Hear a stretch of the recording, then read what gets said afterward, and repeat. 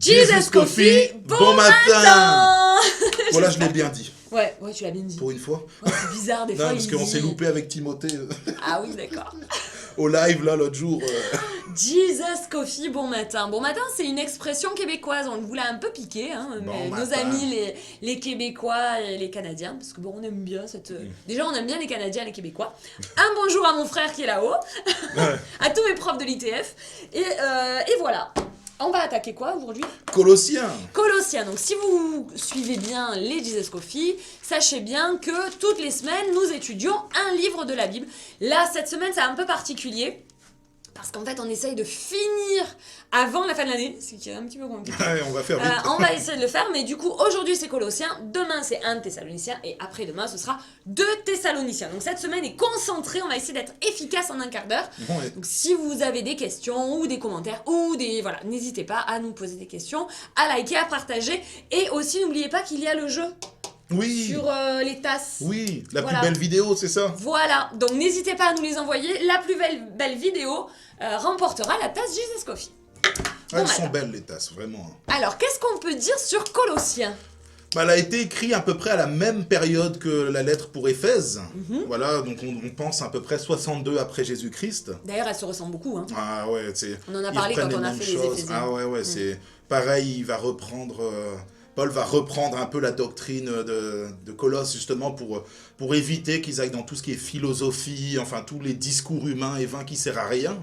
Il va aussi nous parler de la suprématie de Jésus-Christ. Waouh, c'est un truc de dingue. Ça, c'est Merveilleux, magnifique. merveilleux. Vas-y. Donc voilà. Lis le passage. Dans 2 Colossiens, normalement, c'est au verset 9. 9. Car en lui habite corporellement toute la plénitude de la divinité. Voilà. Ben là, ça fait taire tous ceux qui croient que Jésus n'est pas Dieu. Parce que Déjà, ça fait Voilà. taire toutes les hérésies. Je m'arrête là. Enfin, ça sert à rien. Oui, Peu on est importe d'accord. d'où tu viens, qu'est-ce que tu veux croire. La Bible, c'est la Bible. Arrivé un moment quand... moi, j'ai d'autres religions qui sont venues voir, qui ont dit, oui, mais Jésus, c'est pas Dieu, c'est marqué nulle part. Je prends juste ça, ce verset-là, c'est fini. Tu ne peux pas aller contre ce verset-là. Non. Il y en a plein d'autres, d'ailleurs. Mais là, dans Colossiens, c'est... Oui. Et il va nous parler de la suprématie de Jésus-Christ. Que ça a été fait par lui, en lui. Donc, arrivé à un moment, on ne peut même pas, on va dire non, dans la Bible, il n'y a pas marqué que Jésus est Dieu, Jésus n'a jamais dit, ou Paul... Voilà, les textes sont assez clairs. Oui.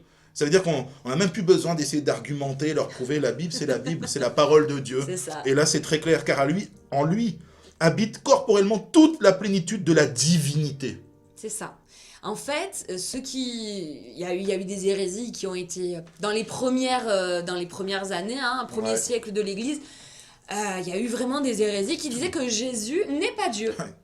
C'est-à-dire c'est une forme de modélisme, il est là, et il a pris une partie. Alors il est 50-50, mais s'il est 50% homme, 50% Dieu, il peut pas venir dans tes défis, il peut pas se réveiller d'entre les morts, s'il est moitié homme, moitié... C'est pas possible. Oui. Par contre, s'il est 100% homme, 100% Dieu, il Ouais.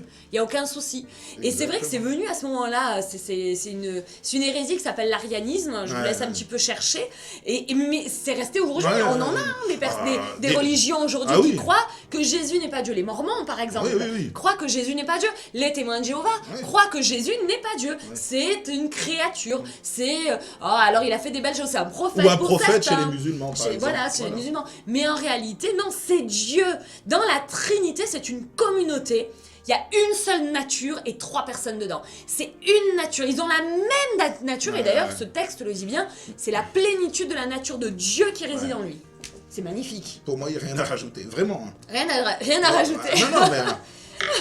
Non, mais voilà, c'est parfait, non, mais là. c'est ça. On ne peut pas expliquer plus clairement que Jésus est Dieu. C'est ça. Voilà. C'est peut-être dur à comprendre, tu sais, la prédication de la croix et la compréhension de Jésus, c'est une folie pour le monde de toute façon. Donc il y en a qui vont quand même essayer d'argumenter, ils vont prendre un autre verset, et ils vont dire, ah mais regarde, peut-être que là, ça veut pas dire ça. Hors contexte. Hors contexte, mais il y a je sais pas combien de versets qui le disent. Ouais. Donc je pense qu'à un moment, il va falloir que les gens, ils s'habituent à arrêter d'argumenter pour rien. On vous aime très fort, soyez bénis. Mais laissez-nous tranquilles si on veut croire que Jésus est Dieu. Pourquoi nous prendre la tête? Nous, on le vit. Jésus nous bénit au quotidien. On prie Dieu dans le nom de Jésus. Enfin, vraiment. Et on voit que Jésus répond aux prières. Donc, à un moment, laissez-nous vivre notre foi tranquillement. On vous laisse, vous. C'est exactement ça. En fait, le truc, c'est que Jésus, s'il est 100% homme et 100% Dieu, ça veut dire qu'il peut venir dans chacune de nos situations en étant 100% homme, c'est-à-dire qu'il va comprendre, il va pouvoir se mettre à notre place, il va même avoir cette connaissance de nos défis et de nos épreuves de manière, on va dire, physique et corporelle. Il a été tenté en toutes choses.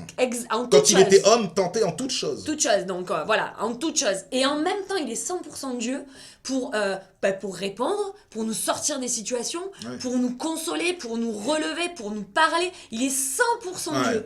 Et ça, c'est extraordinaire. Parce que si on commence à dire il est moitié-moitié, ou il ne l'est pas du tout, mais alors, je comprends pas. Mais il y a un truc qui est bizarre. De toute façon, pour expliquer aux gens, l'enfantement de Marie, c'est pas un homme qui est venu naturellement.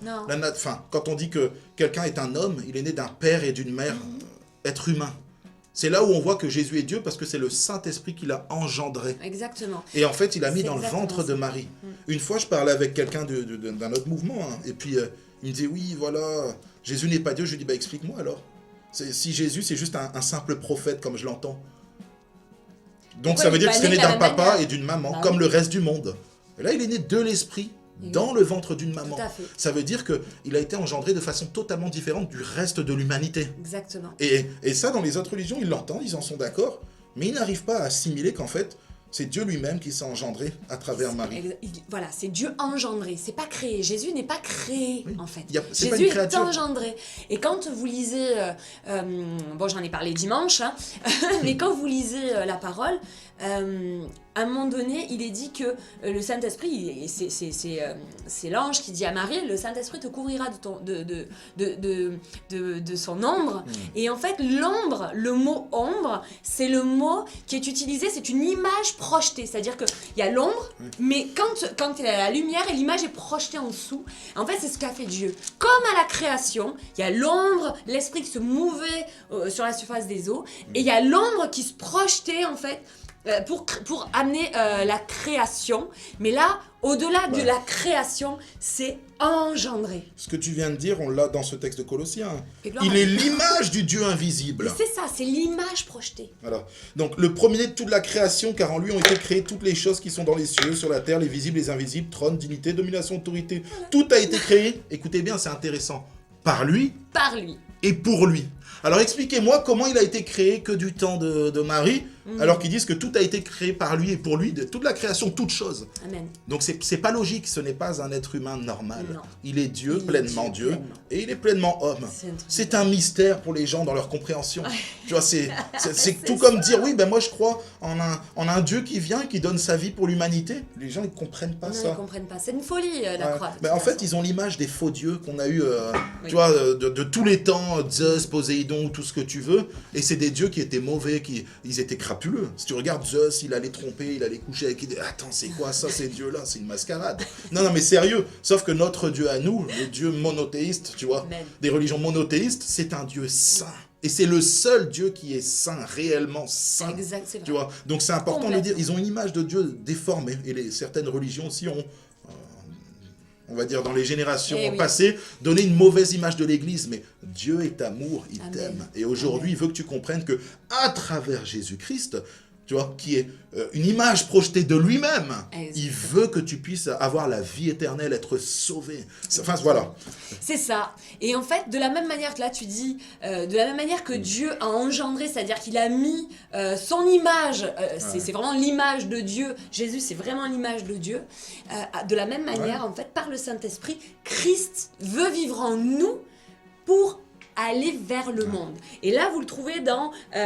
Colossiens 1, 27, je vous recontextualise un petit peu avant, d'accord? Alors, ce mystère qui a été caché de tout temps et à toutes les générations, mais qui s'est maintenant manifesté à ses saints, à qui Dieu a voulu faire connaître quelle est parmi les non-juifs la glorieuse richesse de ce mystère, c'est le Christ en vous, l'espérance de la gloire. Oh, c'est beau. Ce mystère, je l'ai vu, je l'ai expérimenté à un moment donné où voilà, surtout quand on va pour évangéliser, Ouais. tu sais. Alors, je me suis dit, bon, est-ce qu'on y va, est-ce qu'on tanne les gens à coups de Bible, comment on fait clairement? Parce qu'en fait, l'histoire là qui est dit dans ce passage-là, c'est quel est le plan de Dieu, en gros, sa stratégie de Dieu. Quelle est sa stratégie pour toucher les non-croyants? Quelle est la stratégie de Dieu pour toucher ton voisin? Quelle est la stratégie de Dieu pour toucher tes enfants, ta famille, tes parents, peu importe. Quelle est sa stratégie?